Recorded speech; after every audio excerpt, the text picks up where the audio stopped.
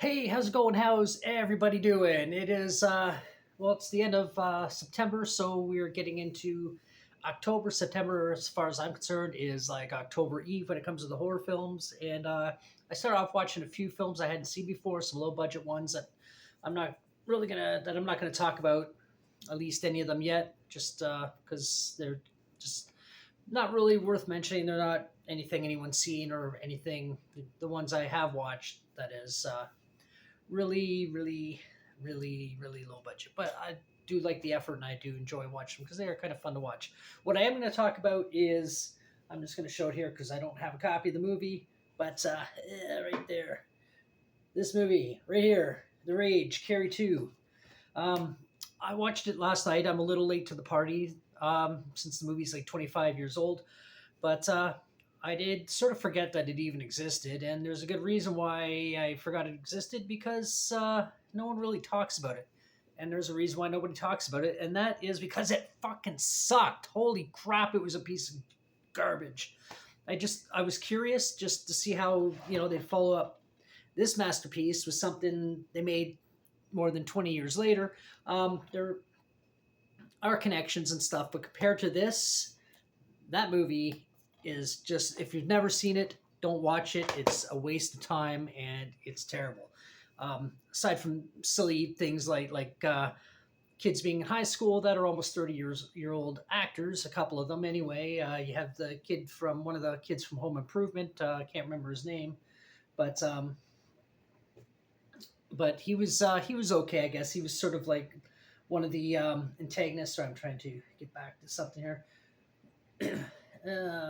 Anyway, one of the antagonists in the film, and he did all right, I guess. But the movie itself, it's supposed to be a sequel. It's not scary. It comes off as more of like a teen drama, if anything, and it's boring.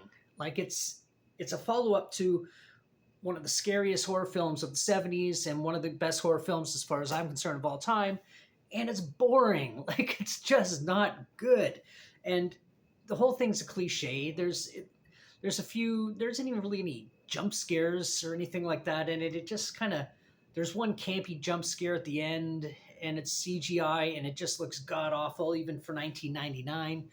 And I just like, ugh. I mean, I'm glad I watched it, so I know how bad it is, and I'll never watch it again. But it just, like, I don't see the point of it.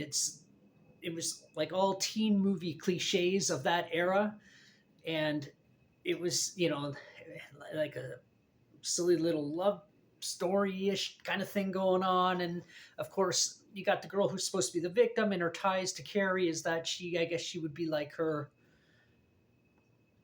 Carrie's half brother. Apparently she had a half brother who passed on the telekinesis thing onto Rachel, the character's name. Who is she played by? um yeah, I gotta find her. Oh, Emily Burgle. I think I'm pronouncing that right. But and the acting in it isn't terrible. It's just terribly scripted, and it's just, like I said, boring for something that's supposed to be a horror movie.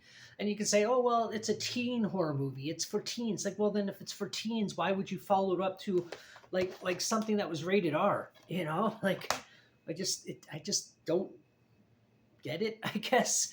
But the whole thing, instead of her just being picked on by bullies and stuff, it's just you have these group of jocks, and spoiler alert, and I don't really care because I'm not recommending anybody watch this movie, but these jocks that are just banging chicks for points. So they get the girl to like them, they have sex, and then they dump them, and they write in the book, oh, this chick's worth this much money, and so you can get, or this many points, and see who can, you know, build up to the winner, or whatever shit's supposed to happen at the very end of all of it, whatever the hell they were doing. But so anyway, Rachel, the Carrie character, she falls in love with a dude, and turns out the guy really likes her, but somehow, it's still written in the book that he got this many points, and they secretly filmed them banging and showed it. That was the humiliation scene where at the end of the original Carrie, it's the whole pig's blood thing, and we know how that goes. She snaps and just kills everybody, burns down the school, and well, you know how it ends. It's an excellent film. but uh, but this, she sees this video and now she's pissed off at the guy because that she was in love with because she thinks that he was also in on it. And then again, it's not a school; it's a big house party in a big rich mansion kind of place. I don't know, and just burns everybody and kills everybody, just like in the first movie. Only it's acted different. It's not as well done. It's not scary. It's not. It's just you're just it's coming. First of all, you can see how it's building up. The only real connections to the first film, yeah, Amy Irving's in it playing the same character, Sue Snell, and she's just sort of there. I guess she sort of finds the mystery of who Rachel is related to and her connection to Carrie and all this other stuff.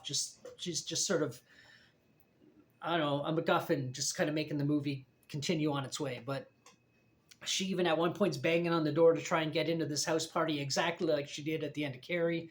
Um, and then there's a few clips here and there that you see flat, like just to tie the movies together. You see a few clips from the original Carrie and of Sissy Spacek and a quick flash of the shower scene, just to remind people that this movie has something to do with that movie, even though I don't know.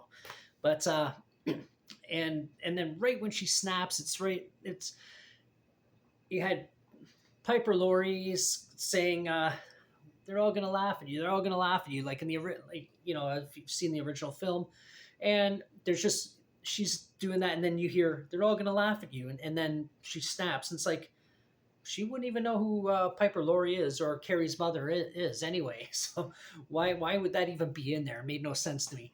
But and then yeah, and everything goes to shit just like in the original film, but only like a dollar store carbon copy, or whatever you want to call it, version of what happened in this.